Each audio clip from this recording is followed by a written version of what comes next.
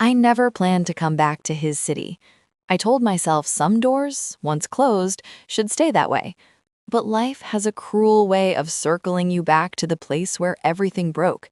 When I saw him again, standing in that world of glass and wealth, I realized something painful. He had grown richer, but the space between us had grown even wider. Years ago, I didn't leave because I stopped loving him. I left because I was pushed out, slowly, quietly, and strategically.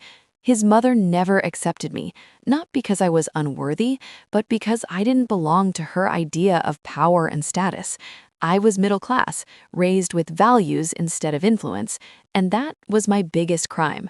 She made sure I felt small, unwanted, and replaceable.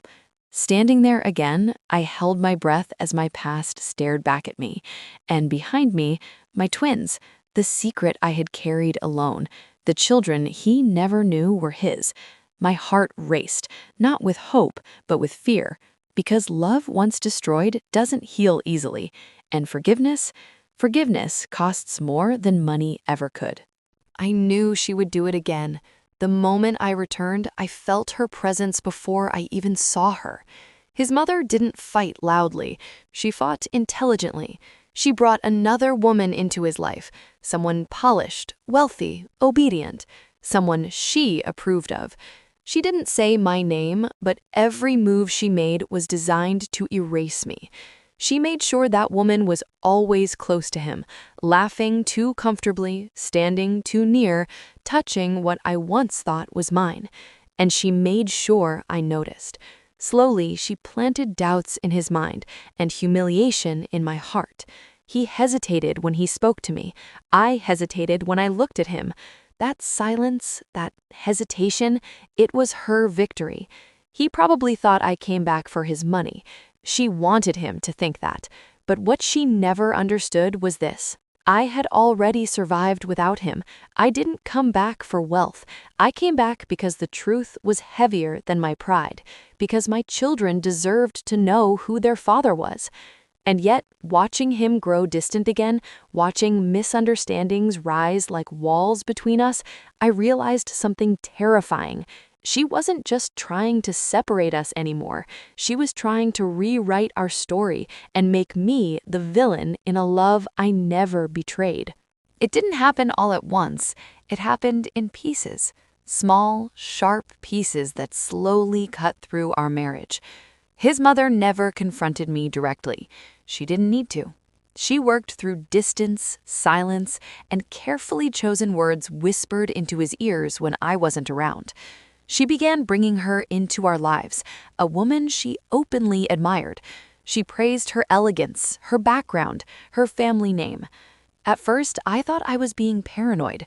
I trusted my husband. I believed love was enough. But trust becomes fragile when someone keeps shaking it from the outside. That woman started appearing everywhere. Family dinners, business events, even casual visits to our home. Always smiling, always respectful, always just close enough to make me uncomfortable. Slowly, my husband began to change.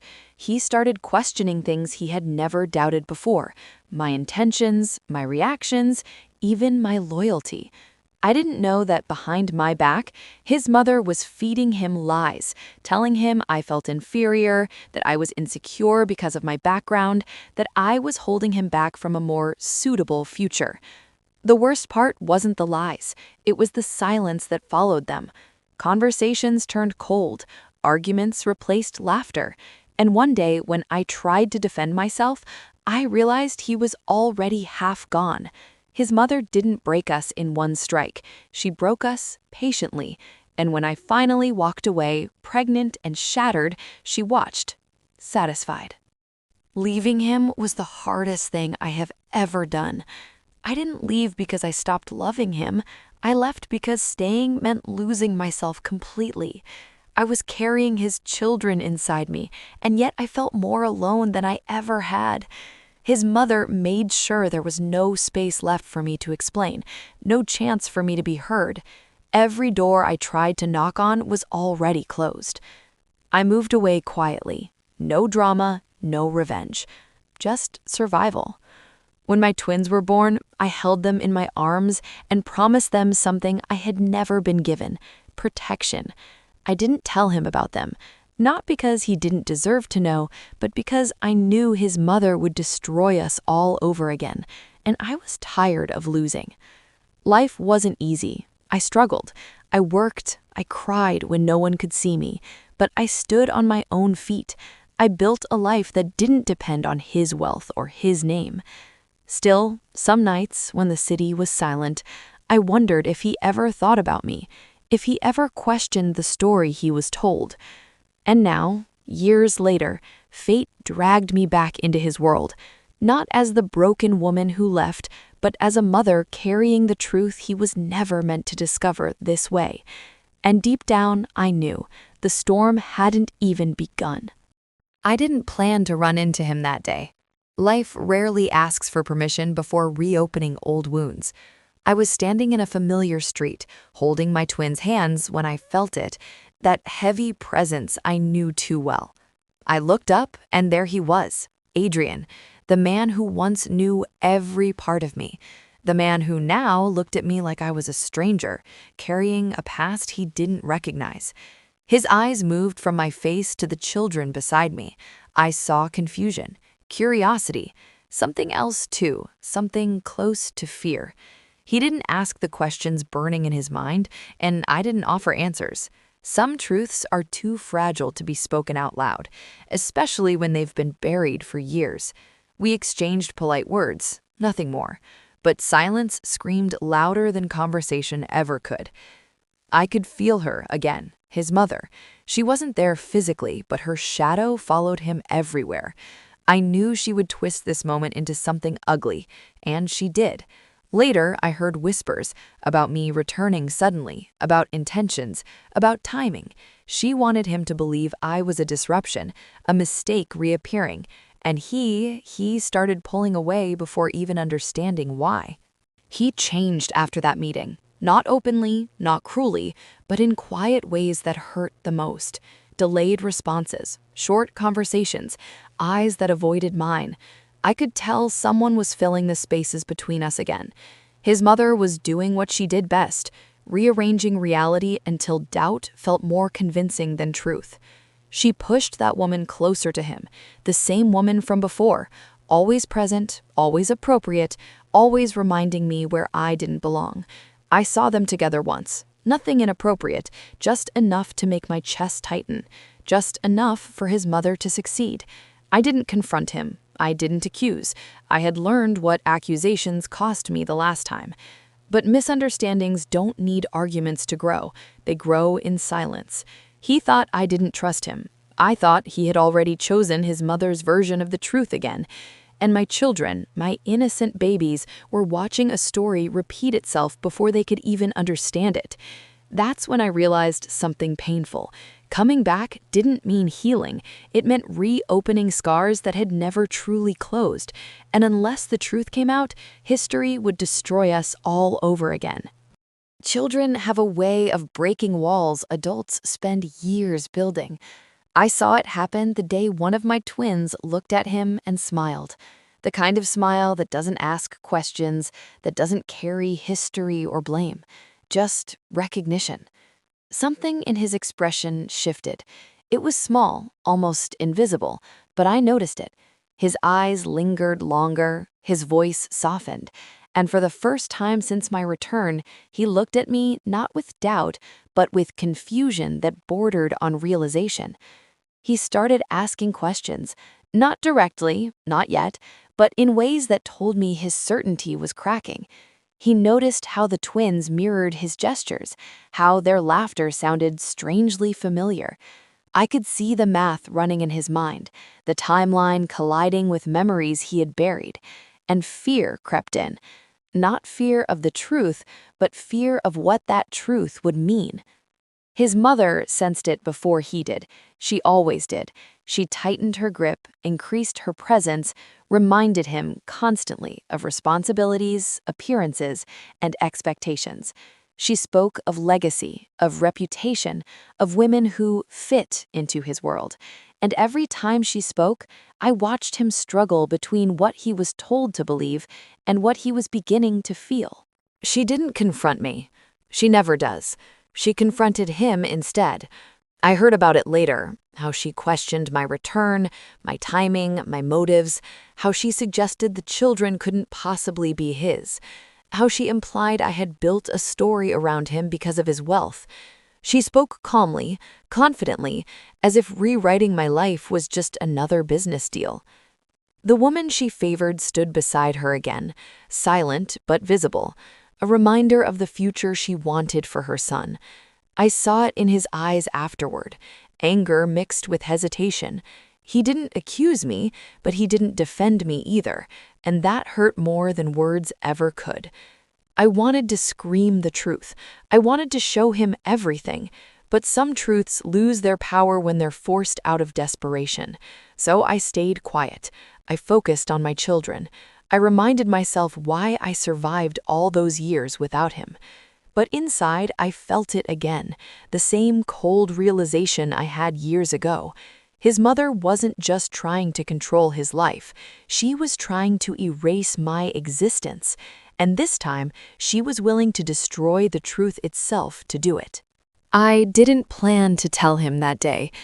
Truth isn't something you schedule. It rises when silence becomes unbearable. One of the twins ran toward him, laughing, careless and fearless, and in that moment I saw it, the way my child held his hand, the way he froze, as if something deep inside him finally recognized what his mind had been refusing to accept. He looked at me then, not like a stranger, not like a doubt, but like a man standing at the edge of a truth too big to ignore. His voice trembled when he asked me how old they were. Just that, nothing else. I answered honestly. I didn't add drama. I didn't accuse. I let the years speak for themselves. Everything went quiet after that. Too quiet. I knew his mother would be screaming inside his head, denying, twisting, rewriting, but some truths don't need shouting. They sit calmly and wait. I watched him walk away that day, carrying more weight than he had ever carried in his life.